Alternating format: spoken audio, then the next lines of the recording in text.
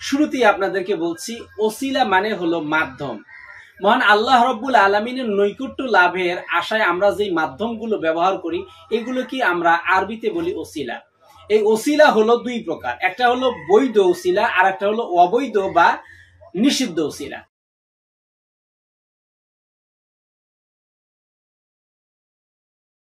আসসালামু আলাইকুম ওয়া রাহমাতুল্লাহি ওয়া বারাকাতুহু। ইন্নাল হামদালিল্লাহ নাহমাদুহু ওয়া নুসাল্লি আলা রাসূলিহিল কারীম, আম্মা বা'দ। ফাআউযু বিল্লাহি মিনাশ শাইতানির রাজীম। বিসমিল্লাহির রহমানির রহিম।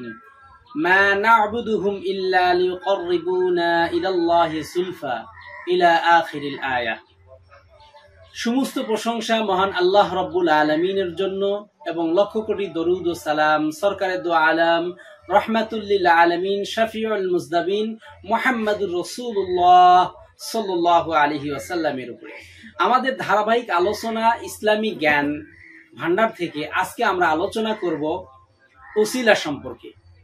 এই ওসিলা কাকে বলে, ওসিলা কত প্রকার ও কি কি, এই বিষয় নিয়ে আলোচনা করতে গিয়ে আমরা শুরুতেই আপনাদেরকে বলছি, ওসিলা মানে হলো মাধ্যম। মহান আল্লাহ রব্বুল আলামিনের নৈকট্য লাভের আশায় আমরা যেই মাধ্যমগুলো ব্যবহার করি এগুলোকে আমরা আরবিতে বলি ওসিলা। এই ওসিলা হলো দুই প্রকার, একটা হলো বৈধ ওসিলা আর একটা হলো অবৈধ বা নিষিদ্ধ ওসিলা। শরীয়ত সম্মত বৈধ ওসিলা হলো যেই সকল ওসিলা কোরআন এবং হাদিস দ্বারা প্রমাণিত, এগুলোকে আমরা বৈধ ওসিলা বলি। এই বৈধ ওসিলা হলো তিন প্রকার। এক নম্বরে হলো মহান আল্লাহ রব্বুল আলামিনের নাম এবং তার গুণাবলীর মাধ্যমে কোনো কিছু আল্লাহর কাছে সাহায্য চাওয়া। যেরকম রাসূল মাকবুল সাল্লাল্লাহু আলাইহি ওয়াসাল্লাম পবিত্র জবানে ইরশাদ করেন, আল্লাহুম্মা ইন্নী আস্তাখিরুকা বিইলমিকা ওয়া আস্তাকদিরুকা বিকুদরাতিক ওয়া আসআলুকা মিন ফাদলিকাল আযীম। হে আল্লাহ, আমি আপনার জ্ঞানের উসিলায় আপনার কাছে কল্যাণ কামনা করছি, আপনার ক্ষমতার উসিলায় আপনার নিকট শক্তি চাচ্ছি, আমি আপনার নিকট আপনার মহান করুণা কামনা করছি। বুখারী শরীফ 1162 নম্বর হাদিস। দুই নাম্বার হলো নেক আমলের উসিলা। এই নেক আমলের উসিলা সম্পর্কে আপনাদেরকে একটা হাদিস মনে করে দিতে চাই। এই যে বুখারী শরীফের 2069 নাম্বার এই বিশাল বড় হাদিসের কথা তো আপনাদের জানা।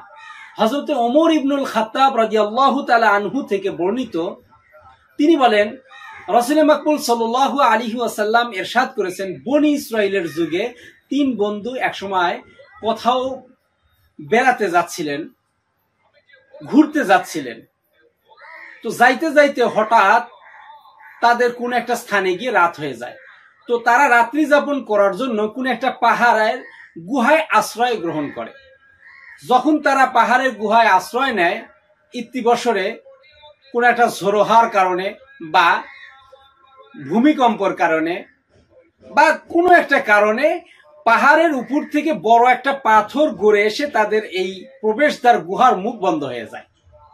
তো এই গুহার মুখ যখন বন্ধ হয়ে যায়, তখন তারা কাকুতি মিনতি করতেছিল যে কিভাবে তারা গুহা থেকে বের হবে।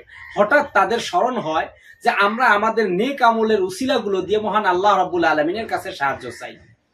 তো তাদের মধ্য থেকে এক ব্যক্তি মহান আল্লাহ রাব্বুল আলামিনের কাছে আবেদন করতেছিল, ইয়া আল্লাহ রাব্বুল আলামিন, আমার বৃদ্ধ বাবা মা জীবিত থাকা অবস্থায় আমি তাদেরকে প্রথম খাবার দেওয়ার আগ পর্যন্ত আমার পরিবারের কাউকেই কোনো খাবার দিতাম না। আমি সারাদিন কাজকাম করতাম, সন্ধ্যা বেলায় বাড়িতে এসে আমার গাভী থেকে দুধ সংগ্রহ করতাম। এই দুধ সর্বপ্রথম আমার মা বাবাকে খাওয়াতাম। আমার মা বাবা যতক্ষণ পর্যন্ত দুধ পান না করতো ততক্ষণ পর্যন্ত আমার বাড়ির অন্য কোনো মানুষকে খেতে দিতাম না। আমার সন্তান সন্ততি, আমার স্ত্রী, আমার কৃতদাস, আমার গোলাম যারা ছিল তাদের কাউকেই খেতে দিতাম না। একদিন হঠাৎ আমি বাড়ি ফিরতে একটু রাত হয়ে যায়।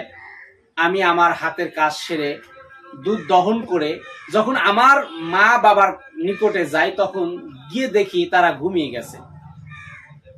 আমি এটা সমীচীন মনে করতেছিলাম না যে আমার মা বাবাকে ঘুম থেকে জাগাই, কারণ তারা কষ্ট পাবে। আবার এটাও আমি উচিত মনে করতেছিলাম না যে তাদের খাওয়ানোর পূর্বেই আমার সন্তান, আমার বাড়ির অন্য মানুষ বা আমার কৃতদাস, আমার গোলাম যারা আছে তাদেরকে খাওয়াই। আমি সারা রাত ধরে তাদের শিহরে অপেক্ষা করতেছিলাম যে কখন তারা ঘুম থেকে জাগবে, তারপরে তাদেরকে দুধ পান করাবো, এরপরে আমার পরিবার পরিজনকে দুধ পান করাবো। যখন এভাবে আমি অপেক্ষা করতে থাকি, আমার সন্তান সন্ততি আমার কাছে অনেক চেঁচাবেচি করতেছিল, তারা ক্ষুধায় কাতর হয়ে গিয়েছিল, তথাপিও আমি তাদেরকে দুধ পান করাই নাই। আল্লাহ তুমি সাক্ষী, যতক্ষণ পর্যন্ত তারা ঘুম থেকে জাগ্রত না হয়েছে ততক্ষণ পর্যন্ত আমি কাউকেই দুধ পান করাই নেই। আমি তাদের জন্য দাঁড়িয়ে থাকতে থাকতে এক সময় ফজর উদিত হয়, তখন তারা ঘুম থেকে জাগ্রত হয়, এরপরে তারা নৈশ দুধ পান করে। তারপরে আমি আমার সন্তান সন্ততি এবং আমার পরিবারের অন্য সদস্যদের দুধ পান করতে দেই। আল্লাহ এইটা যদি হয় তোমার সন্তুষ্টির জন্য, এটা যদি মন থেকেই আমি তোমার জন্য করে থাকি, আল্লাহ আজকের এই বিপদে ওই আমলের উসিলায় আমাদেরকে বাঁচিয়ে দাও, আমাদের এই গুহা থেকে বের হওয়ার ব্যবস্থা করে দাও। মহান আল্লাহ রাব্বুল আলামিন তার দোয়া কবুল করলেন এবং ওই পাথর কিছু অংশ পাহাড়ের ওই গুহার মুখ থেকে সরে গেল, কিন্তু এতটুকু সরেনি যে তারা তিনজন বের হতে পারে। এবার দ্বিতীয় আরেকজন ব্যক্তি আল্লাহ রাব্বুল আলামিনের কাছে আবার কান্না শুরু করলো, আল্লাহ অনেকগুলো নেক আমল করেছি, তার মধ্যে একটা আমল আমি তোমার জন্যই শুরু করেছি, সেটা হলো আমার একজন চাচাতো বোন ছিল, তাকে আমি খুব পছন্দ করতাম, মন থেকে তাকে আমি ভালোবাসতাম, সবসময় তার প্রতি আমি কুদৃষ্টি দিতাম, তাকে আমি কাছে পাওয়ার জন্য উদ্গ্রীব ছিলাম। আমি তাকে বহুবার প্রস্তাব করেছি আমার সাথে জেনায় লিপ্ত হওয়ার জন্য, কিন্তু সে কখনো আমার প্রস্তাবে রাজি হয়নি। হঠাৎ দুর্ভিক্ষের সময় সে যখন আমার কাছে আসলো, তখন আমি তাকে প্রস্তাব করলাম 120 দিরহাম স্বর্ণ মুদ্রা তোমাকে আমি দিব, বিনিময়ে তুমি আমার সাথে জেনা করতে হবে, আমার মনোরঞ্জন করতে হবে। সে নিরুপায় হয়ে রাজি হলো। যখন আমি তাকে স্বর্ণ মুদ্রাগুলো দিলাম, সে যখন আমার কাছে চলে আসলো, আমার কাছে ধরাশায়ী হলো, যখন আমি তার সাথে আমার চরিতার্থ পূরণের নিমিত্তে তার কাছে গেলাম, তার সাথে আমি সঙ্গম করব, ইতিমধ্যেই সে আমাকে একটা বার বলল, তুমি আল্লাহকে ভয় করো, ওই আল্লাহ একজন আছেন, আল্লাহকে ভয় করো, তুমি আমাকে বিবাহ বহির্ভূত, আমাকে অবৈধভাবে ভক্ষণ করো না। যদি তুমি আমাকে ভক্ষণ করতেই চাও, আমার সাথে যদি তুমি আলিঙ্গন করতেই চাও, তাহলে আমাকে বিবাহ বন্ধনে আবদ্ধ করে তারপরে আমার সাথে সঙ্গম করো, আমি বাধা দিব না।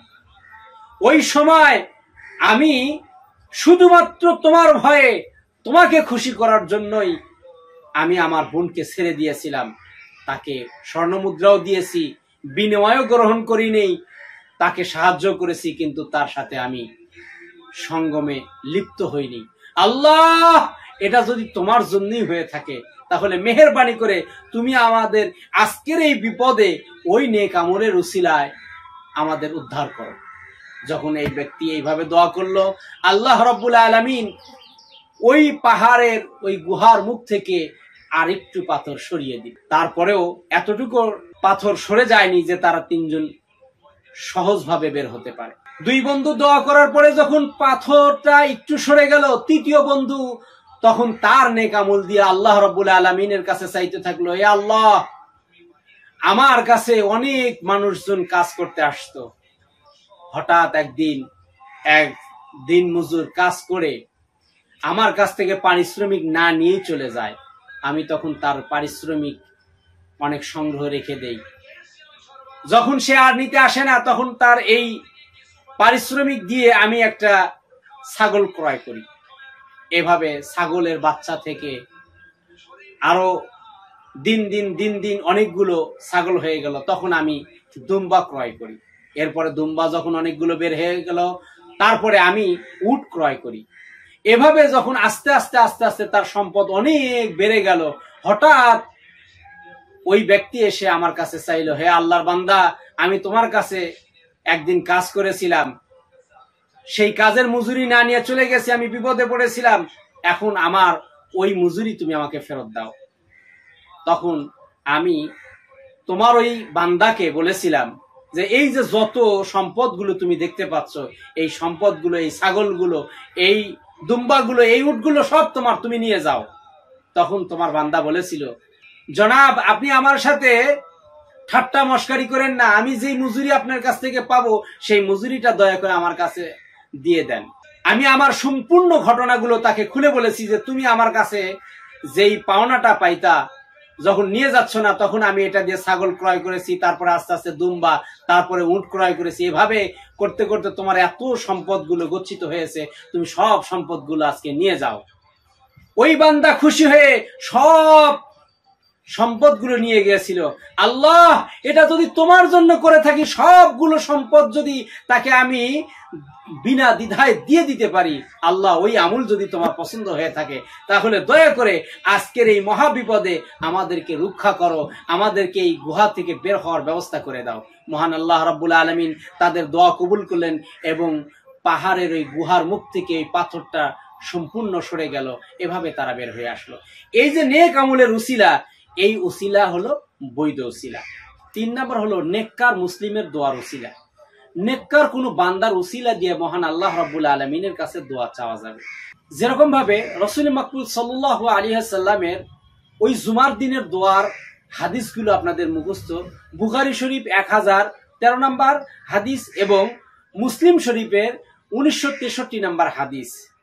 এক ব্যক্তি জুমার দিনে রাসূল মাকবুল সাল্লাল্লাহু আলাইহি ওয়াসাল্লামের কাছে এসে দোয়ার বৃষ্টি বর্ষণের দোয়ার জন্য বললেন। রাসূল মাকবুল সাল্লাল্লাহু আলাইহি ওয়াসাল্লাম দু হাত তুলে দোয়া করলেন এবং বৃষ্টি বর্ষণ হলো। রাসূল মাকবুল সাল্লাল্লাহু আলাইহি ওয়াসাল্লামের ইন্তিকালের পর হযরতে ওমর ফারুক রাদিয়াল্লাহু তাআলা আনহু হযরতে আব্বাস রাদিয়াল্লাহু তাআলা আনহুর মাধ্যমে বৃষ্টি প্রার্থনা করেছিলেন, বৃষ্টির জন্য দোয়া করেছিলেন। বুখারী শরীফের 1010 নম্বর হাদিস। তো এই যে নেক বান্দাদের উসিলা দিয়ে যে দোয়া চাওয়া, এটা কিন্তু অবশ্যই জীবিত কোনো নেক বান্দা হতে হবে। এই উসিলা ধরা একটা ইবাদত। মহান আল্লাহকে খুশি করার জন্য, মহান আল্লাহর নৈকট্য লাভের জন্য উসিলা তালাশ করা যায়। তবে আবার আরেকটা আছে হলো অবৈধ বা নিষিদ্ধ উসিলা। এই নিষিদ্ধ উসিলা কিন্তু শিরকি পর্যায়ে চলে যায়। মহান আল্লাহ রাব্বুল আলামিন এ ব্যাপারে পবিত্র কালামুল্লাহ শরীফের ভিতরে ইরশাদ করেন, মা না'বুদুহুম ইল্লা লিইউকাররিবুনা ইলাল্লাহি যুলফা। সূরা জুমার আয়াত নাম্বার 3। আমরা এজন্যই তাদের ইবাদত করি যে তারা যেন আমাদেরকে আল্লাহর নিকটবর্তী করে দেয়। তো এই যে অবৈধভাবে অন্যর ইবাদত করলো, অন্যর দাসত্ব করলো, এটা কিন্তু শিরকি পর্যায়ে চলে যায়। আমরা যে 3 প্রকার বৈধ উসিলার কথাগুলো বললাম, এই 3 প্রকার ব্যতিরিকে আর যতগুলো উসিলা আছে সবগুলোই শিরকি উসিলা বা নিষিদ্ধ উসিলা, হারাম উসিলা। এগুলো উসিলা ধরা যাবে না। মহান আল্লাহ রাব্বুল আলামিন আমাদের সকলকেই তৌফিক দান করে বৈধ উসিলা কোনগুলো, ইসলামী শরীয়ত অনুযায়ী যে উসিলাগুলো কোরআন হাদিস দ্বারা সাবেত আছে, কোরআন হাদিস দ্বারা প্রমাণিত আছে, এই উসিলাগুলো তালাশ করে করে মহান আল্লাহ রাব্বুল আলামিনের নৈকট্য লাভে আমাদের সকলকেই সচেষ্ট হতে হবে। আসুন আমরা সকলে মিলে বৈধ উসিলা তালাশ করি এবং অবৈধ উসিলা থেকে বিরত থাকি। আল্লাহ আমাদের সকলকেই তৌফিক দান করেন। আমিন। ওয়া আখির দাওয়ানা আনিল হামদুলিল্লাহি রাব্বিল আলামিন। আসসালামু আলাইকুম ওয়া রাহমাতুল্লাহি ওয়া বারাকাতুহু।